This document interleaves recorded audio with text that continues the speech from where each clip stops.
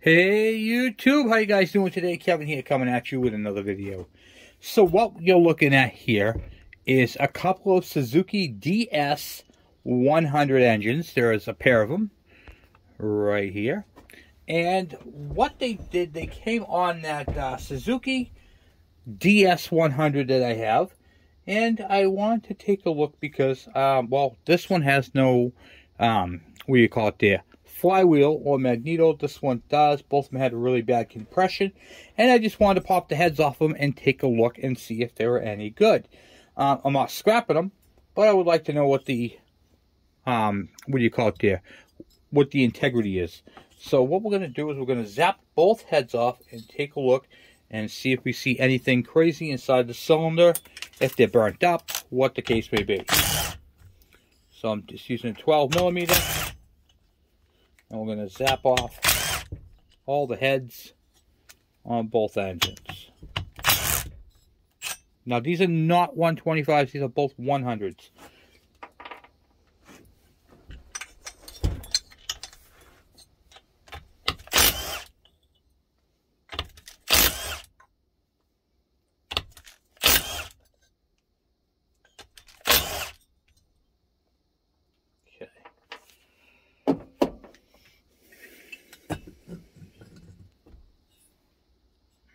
Okay. Oh, it's kind of clean in there. A little debris, but doesn't look bad.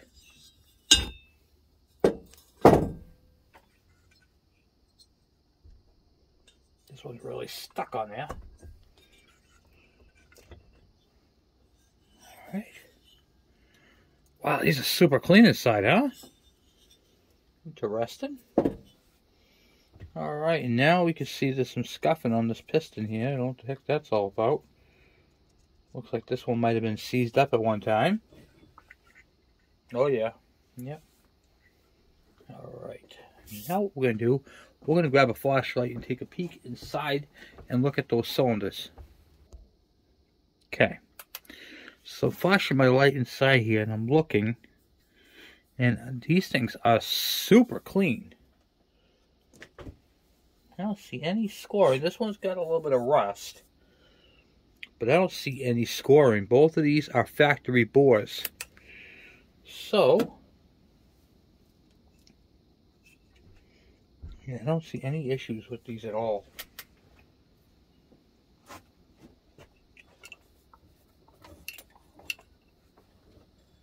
They have low compression, and most likely the rings are stuck.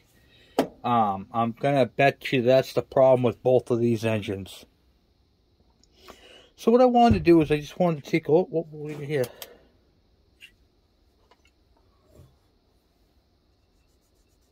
Wait a second. This engine, I think, has an oversized piston in it. Let me get a wire brush, and we'll clean that up and take a look. But first, let me show you guys the cylinder so you guys can see what I'm looking at. Okay. Get you guys out of the stand. Okay, so I'm looking at the cylinders. That's my fingerprint right there. I'll wipe it off. You guys can see how nice and clean they are. Cylinders are beautiful. This one has some rust in it, right there. See the rust? But it's not obtrusive. And if you look on the top of the piston, I think that one says 0505. So I think this is an oversized piston in it. This one might be bored out. Okay. So what I'm going to do is I'm going to wind this up to the top. Like that. I'm going to take a wire brush and clean that carbon off. Okay. WD-40. Spray the top.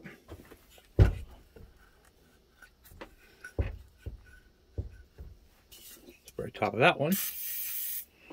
Okay, and then we'll use this wire brush here. See if we can wind this up to the top.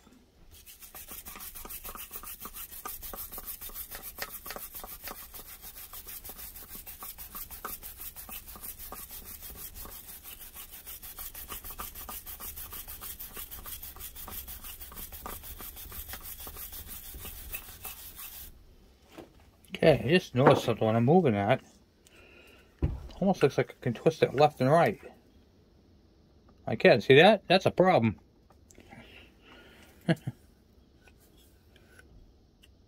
Yeah.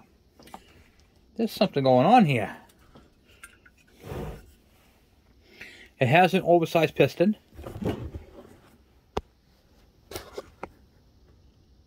It's 5 thousandths oversized. This one right here won't say that on it. Let's just clean that one up real quick.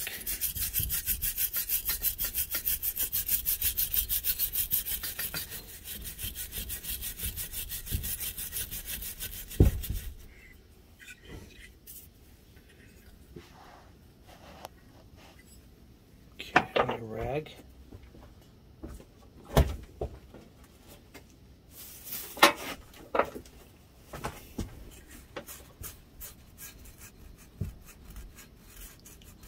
Nope. That's a factory piston. Nothing there. Okay, so I'm going to show you guys a problem. So we have an oversized piston in this one. So someone's been in this motor before, obviously. Now when I put the piston up to the top, watch the piston. You see that? I'm twisting the piston left and right. Big time. I mean, that's pretty substantial. So, wonder what's going on with that. And yeah, it's very sloppy. Very, very sloppy. I can move that thing around like, look at it. Look how much I can move that. That's quite a bit. Okay, so what we're going to do is we're going to remove this cylinder and see what's going on inside. Let me go get some wrenches. Sometimes bolts just don't want to come up. I was just trying to get the bolt out for you guys before I, get all of them out, but make a short video, and then of course one of them is stripped right out. So what I'm doing is I'm heating up the side of the bolt, right on the side here, to expand it, so I can loosen it up. Okay, so hit it with a hammer and a chisel, because even with the heat, I still couldn't get that bolt done. So what I'm doing now is I'm cutting into the nut with a flat, cold chisel. Okay, I'm just trying to basically not split it so much, but expand it. So now, let's see. Now it's going to make the wrench that goes on it harder to get onto it. Of course, it's still warm. That, my friends, is how you take off a nut. That will not come off without messing up threads. Okay? And this bolt right here was stripped out. Just how it was. I'm going to get the rest of the way out. It's coming out now. It's cooled down quite a bit. Okay. Alright. Now, let me get something to extract that with. Okay, so I heated up the nut, and it didn't do anything. It was just stripped out. So someone definitely had this thing apart before. So what I did was I took my cold chisel, make sure it's got a good sharp edge on it. And what you want to do is you don't want to break the bolt, but see right here how I got it grooved? You want to continuously hit it in one spot. Okay? What this is going to do, instead of the nut being circular around the stud, when you hit it with a cold chisel, you're starting to expand it. See? And then that's going to loosen it up just enough without going through the nut. You won't mess up the threads. These threads are perfect. Okay? Now I can just take another nut, screw right onto this engine, and it's still good. First step you do is try heat. If heat doesn't do it, and you can't, this right here, I did have a little bit of a grip, but it wasn't enough to take it off with the heat. So I let it cool down. Then I tried it again. I couldn't go, and it was getting to the point where it was just going right around and stripping right around it, and that's when I did the cold chisel trick. So then I figured I'd show you guys that, because I want you guys to see my struggles as well as my victories, okay? So that's what we do. I just got to take off the oil injection line, which is right there, and that bolt, and then we'll get back onto what we're doing in the video. Okay, I just got that one banjo fitting to take off right here for that oil line that comes up right there from the oil pump. And I'll travel up the extension.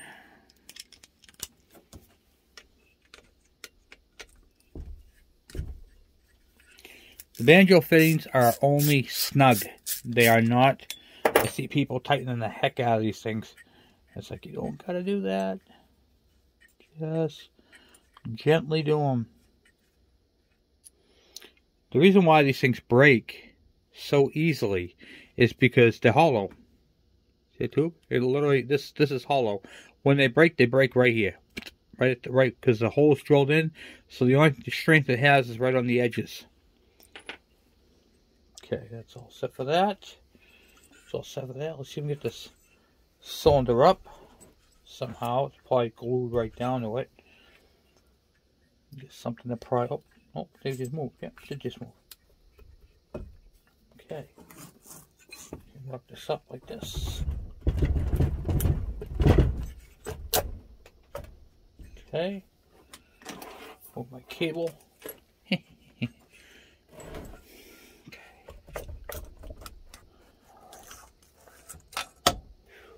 Alright. Gasket. It's got a cast iron sleeve, so it's definitely bored out.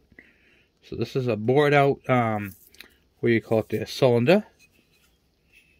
That's the nice thing about when you have one of these that are bored out. I mean, when you have a cast iron sleeve like this, and on an aluminum cylinder, you can easily bore this out. To bore something like this out, it's only going to be like 80, 90 bucks. My concern is this. So you know, on Dave's 125, see the stuff on the crank? Same thing. Now, when I grab this right here, I could turn this thing left and right. I bet you that wrist pin bearing's shot. Piston rings are not seized. The play in that wrist pin. Let me get a pin. I'm going to pull that out. I want to see what that looks like. Looks like someone had some fun with this motor, I'll tell you that. Man, it's crazy.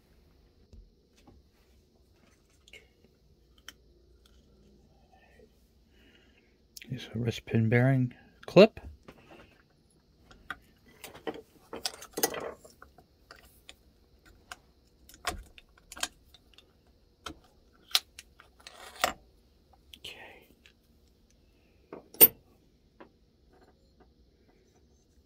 See here how it's all discolored?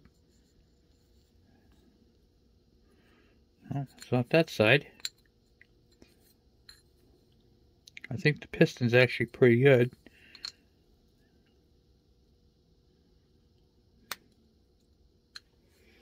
Alright, so this, my friends, has a couple little scuffs on it, but it's an oversized piston.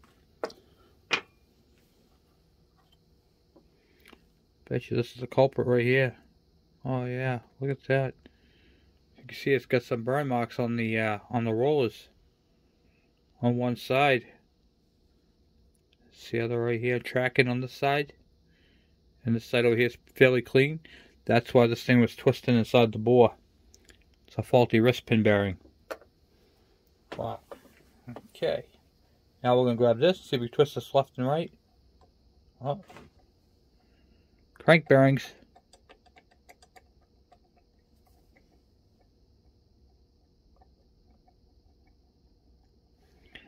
So it wasn't just the piston wrist pin. So remember I was telling you guys on Dave's motor, you can have, when it was on side, you can have this type of movement, or in this case, this type of movement here, but you can't have this type of movement. And that's the type of movement that we have on here. And it feels pretty excessive on this motor. Oh yeah, listen to that. That, my friend. So we have a lot of stuff going on with this motor. This motor is pretty well porked, as I call it. Watch the flywheel. Okay, pay very close attention to the flywheel.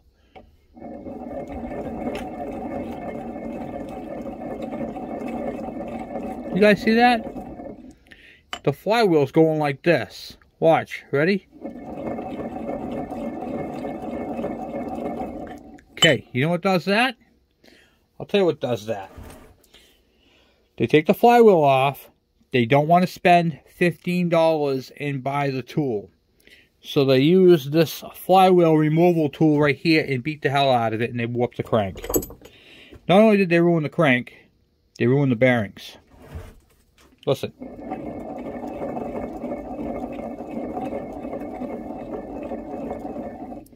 That is a sure sign of a bad bearing. So, what does that tell me? That tells me that they had this motor on the bike. They haven't watched my videos on how to remove a flywheel. And they ended up using the old hammer trick. Now the question lies, is the flywheel any good, or is the crank warped? That's our next thing we're going to check. This engine just became a parts engine for that one. Okay? So this engine right here is the good one that came with the bike. That's the one we're going to get running. This engine right here is no longer a runner. This engine's just strictly parts. So let's get that flywheel off and take a look and see what we're looking at. I am not upset at this at all, okay? When I see a bike like these, when I evaluate them at the place, I kind of expect them to be junk. You know what I mean? This thing is so warped I can't even get the socket into the hole. Okay. Okay, get that there. Boom, boom, boom. Get that washer out.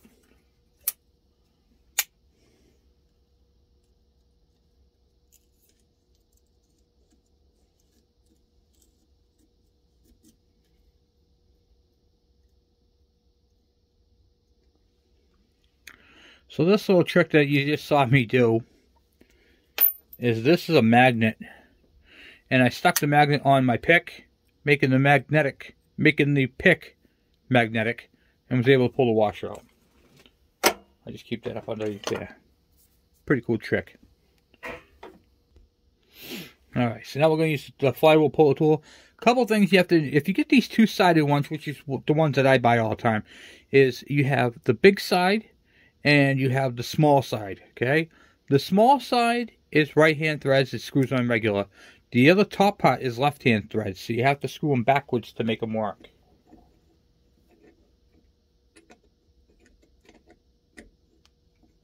So you really have to loosen them, which actually tightens them. That's how easy that is. How can you go wrong with that, guys? Okay, let's screw this in here.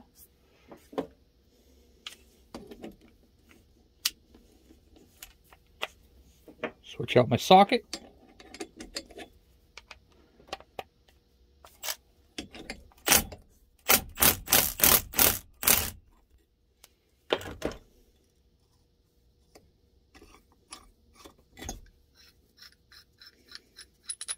Okay. And then here you have a 3-magnet flywheel, which is okay. Doesn't look too bad. Oh. I love it when I get to show you guys some awesome stuff. I really do. This is learning right here. Okay. Because they did this whole wackadoo with the hammer thing, look at the flywheel key in there. Let's see if we get a flashlight. Hold the flywheel key. Yeah, flywheel key. Let's pull that out. That doesn't even look healthy at all. Is this actually a, yeah. Okay, alright.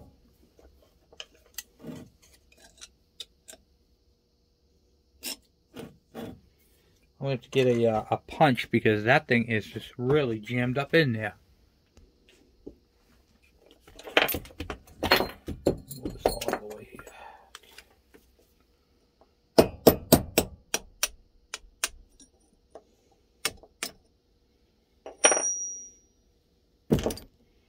Now the flywheel key is supposed to be a half moon. And it's not supposed to be that small. I don't know what the heck that came out of. But that's just a sliver of a key. And you can see the length of it right there. How short this one is compared to what's supposed to be there. Alright, so my concern is did they whack this right here hard enough to dent it, warp this? Or did they warp the crank? Okay, so let's take a peek at that. And to do that, I am just going to rotate the crank like I did before. Yeah, that doesn't look warped at all to me, so I'm going to assume that they hit this thing so hard that they warped the flywheel. And it is possible. Very, very possible. So we'll have to check that on another motor. Now you might notice that this one has 3 magnets. You KE guys are going to love this one. This is what I'm working on. Okay? You can't do it this way, so just bear with me.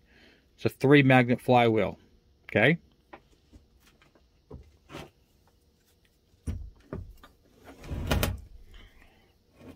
CDI ignition.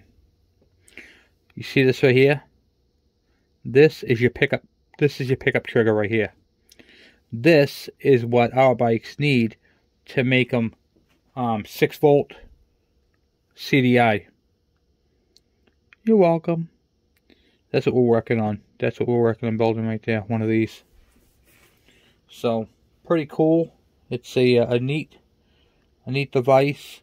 Charge coil. Bang. Right off the magnet. We're going to be doing something with that actually pretty soon. Let's take a look and see here. Let's see how that's wired. Yeah, it wires up to this pink, this red with the white stripe. That's pretty cool. And that right there, this pickup coil right here, I'll show you what that looks for. That looks for the brakes and the magnets. That's why on the other side needs the 4 magnet for the CDI.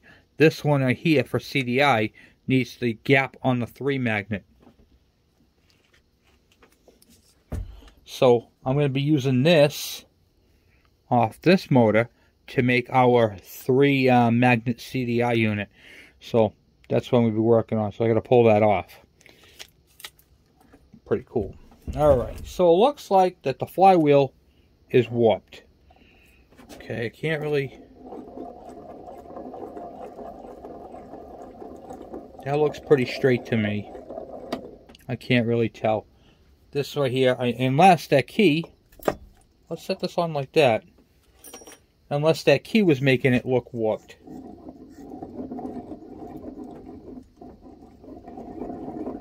Yeah. Okay, this thing is straight. It was that keyway jammed up in the front there because it wasn't put on correctly. So the flywheel is good, the crank is good. Well, needs bearings, but it's good. Okay. Alright, good. So we have a good crank. We just had bad bearings and seals. You can hear how bad that is, huh? Oh, awful. Awful, awful, awful. Alright. Now what we're going to do is I'm going to go and grab Dave's cylinder. And we're going to compare Dave's cylinder to that cylinder and see how much of a difference there is between the 100 and the 125. Okay? So that's what we're going to go check right now. Okay. So here's what you motorheads have been waiting for. Alright, so on the right, this one right here, we have a Suzuki DS100 cylinder. On this side, right here, we have a Suzuki TS125. You can see how it's got the notches. The intakes are in the same bolt pattern. They are the same height. Just about here, let's see. Yep, they have the same height. Okay, so that means the strokes would be the same. We flip them over. And you can see the reeds, the mounting bosses, the plate where the transfer ports are. They are basically the same. Okay, except for the sleeve in this one is much larger than this one. Okay, it looks like it will bolt on. All right. So here we have the DS100 engine. What I'm going to try doing is fitting that onto it. But I wanted to show you guys something super cool. A couple things that are super cool. So we're going to take this engine. This is the 100. We're going to move that off to the side. Okay. We're going to flip Dave's cylinder back over because we still have to clean this thing up. But I want to show you. Here is the DS100 piston. And this thing is 5 thousandths oversized. Look at that, huh? Look at the gap. Alright. The ports are all in the same spot. This thing is basically the same. Okay? Except for a very large diameter hole. And I have to measure the crank. Okay? But what I'm going to do is I'm going to see if this cylinder, the way it is, will sit right on top of that. Put the intake on the right side. Boom, boom, boom. Because a lot of people ask, will that fit onto it? And the answer is yes. The cylinder, without modifying the block, fit right onto a DS100. So I wanted to make my bike a 125. As long as the stroke is the same, I can do so. Okay, will that rotate? Let's put that back down all the way. Hold on. 1 second. Put it down like that. Okay, now it's all the way down. I'm going to hold this up because I don't want to scratch the cylinder. Yep, without any interference problems at all. The TS125 cylinder fit right on top of the DS100.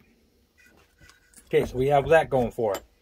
Alright, so now we know that a TS125 cylinder will fit directly on the 100 block. Okay, so that's step one.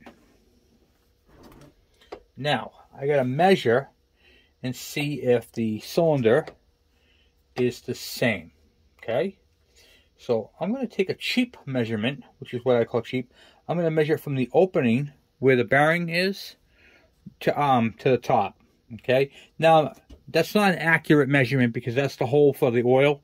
I should be measuring it from the very bottom, but I can't get my caliper in there. So I'm going to take a quick reference measurement and see if it's the same. Okay, so I just took a measurement from the opening like this to the top of the connecting rod, and I compared it to Dave's, and it is the exact same, 101.76. So, guess what, guys? The DS100 and the TS125 share the same connecting rod, same crank, the same thing, same basic bottom end. Okay, now if I want to make this DS100 a DS125, I just get the cylinder from a TS125, bolt it all together, piston, connecting rod, and all that. But there's something else, the part that you've been waiting for. Okay, this is called mechanics. This is the understanding of the fundamentals of power. Okay, so what can we do to Dave's bike to get a little bit more power, but keep the engine stock? Okay, without heavy modifications. I'm going to show you guys something really cool. Really cool. You guys ready for this? Y'all ready for this? This is Dave's combustion chamber. Look how big that combustion chamber is. The bigger the combustion chamber, the lower the compression ratio. Now, if I want to get some power out of Dave's 125 and make it feel more like a 200 or like a 150 to 200 cc, to make it feel like it, I can use, you guys are going to love this, the Suzuki DS100 cylinder head. Okay, so you can see right here it says 100 on it. Days says 125. Now, what's going to happen is this right here will have a higher compression ratio than that one. You're looking at the center part right here, the inner part. That's where your combustion is made. Okay, that's where everything squishes into it, and then we can use this one right here. So, providing the head gasket is thick enough so the piston doesn't make contact with the cylinder head, we could totally use this head. So now what we're going to do, we're going to move this 125 cylinder head off to the side, and we're even going to see if it mounts on. Okay, we're going to see if this DS100 cylinder head will mount on to a TS125 cylinder.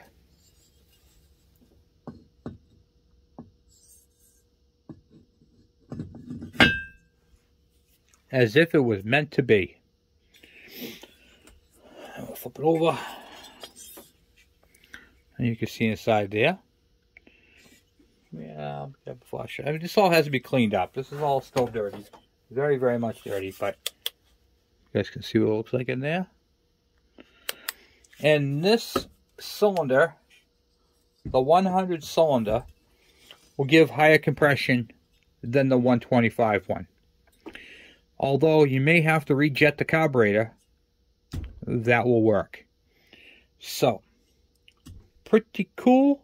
We can give Dave's bike a little bit more power.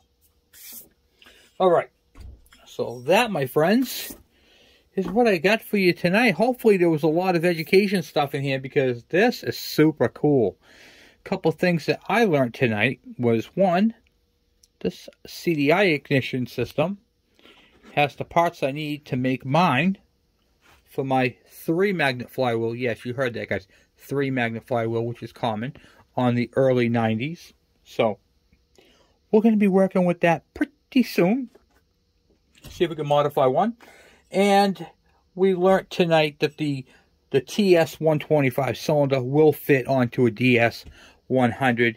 And you can really ramp up that bike. Really get some more power out of your bike if you want. If you had a basic 125, a DS100, and you wanted to get more power out of it, you could literally put on there a 125. Am I missing something? Yes, I am. Let's check out the last bit of that. Sometimes I get too far ahead of myself. There's two more things I want to check out, and I'll show you what those are. Okay, so we're going to take his cylinder here.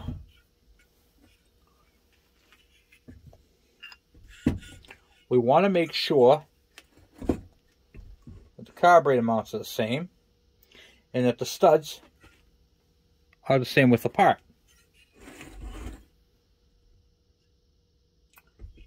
They are. The diameter here and the diameter here are the same. That means the exhaust should be the same. Here's your exhaust.